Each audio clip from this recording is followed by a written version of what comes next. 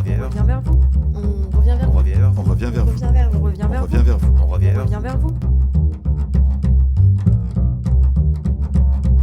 Ce qu'il faut, c'est ne pas avoir de regrets. C'est comme dans un match, quoi. Il faut pas sortir. J'ai toujours dit à mes joueurs, on ne peut pas sortir d'un match en disant on n'a pas fait ce qu'il fallait. Il faut tout donner, il faut jouer. Puis s'ils sont meilleurs que nous, ou si ce jour-là on avait moins de chances qu'eux, ben, c'est eux qui gagnent. Mais jamais sortir de là en disant ouais, on n'a pas joué à 100%, on n'a pas fait le maximum. Ça, c'est pas possible. Pour durer aujourd'hui dans notre monde, il faut être résilient.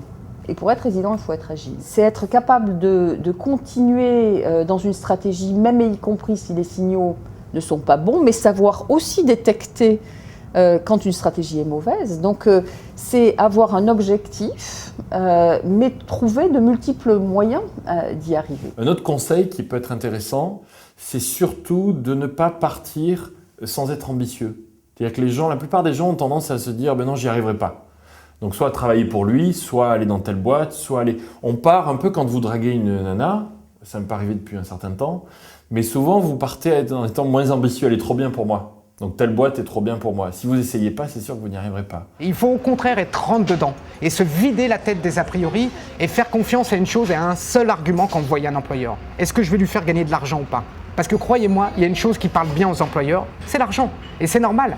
Moi, je déteste le discours sur les entreprises citoyennes. Tout ça, c'est du baratin qu'on raconte aux jeunes.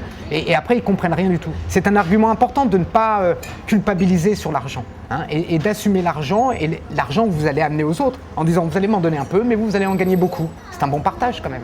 Les seules vraies spécialisations sont données par l'entreprise ou par les administrations publiques. Mais c'est sur le tas qu'on acquiert les vraies spécialisations. Que la première chose à faire, c'est d'entrer dans l'entreprise.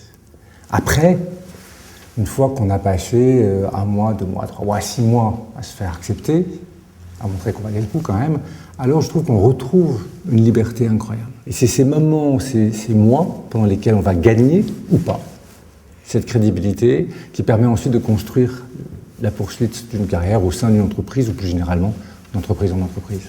Dans une conversation, on voit tout de suite ceux qui sont à peu près de ceux qui sont profondément conscients que c'est le détail qui compte. En fait, la France forme des généralistes et le monde est dirigé par les gens qui aiment le détail. C'est emmerdant. Ouais. Les généralités, c'est pour quand on est PDG et qu'on a travaillé toute sa vie dans le détail. Alors on finit par faire autre chose. Mais sinon, il faut s'occuper du détail, pas de l'à peu près. Et qu'est-ce que c'est le détail ? Il y a quand même une clé là. S'occuper du détail, c'est savoir dire qu'on ne sait pas. Le plus important, c'est de savoir ce qu'on ne sait pas. Je pense qu'il y a beaucoup de gens qui ne se rendent pas du tout compte de la démarche qu'ils entreprennent en cherchant un emploi et qui vont me dire invariablement moi je cherche un travail de commercial ou de technico-commercial et puis grosse entreprise, petite entreprise, pourquoi pas. Non, en réalité, dans le quotidien de tous les jours, il y a une différence fondamentale. Et c'est d'ailleurs dommage que les candidats, souvent, n'en aient pas la conscience. Il y a peu de gens qui se projettent dans ce que sera leur quotidien une fois qu'ils seront dans l'entreprise. Et il faudrait qu'ils le fassent beaucoup plus, parce que ça permet de faire une sélection très naturelle et de ne pas perdre son temps, finalement, à candidater dans des entreprises dont la structure n'est absolument pas adaptée à ce qu'on recherche. On est plus heureux si on se connaît un peu. Si on sait ce qu'on aime et ce qu'on n'aime pas, si on sait ce qui nous rend heureux, ce qui nous rend malheureux, si on sait ce qu'on apprécie chez les gens, ce qu'on n'apprécie pas. Quand on se connaît un peu, on peut apprendre beaucoup et faire moins d'erreurs en apprenant à se connaître un peu mieux. Ouais. Dans le social, d'une certaine façon, on est déguisé quand même. C'est-à-dire que essayer de bien comprendre qu'on n'y joue pas toute sa personne, toute son histoire, etc. Moi, c'est la seule façon qui peut faire qu'il n'y ait pas de gros dégâts, parce qu'il faut savoir qu'un entretien d'embauche, justement, c'est une telle situation de fragilité pour la personne qui va se faire embaucher qu'il y a vraiment des gros risques. On peut tout à fait imaginer, y compris que quelqu'un fasse un passage à l'acte suicidaire après avoir été humilié ou manipulé. Il y a des compétences, oui, qui sont importantes pour moi.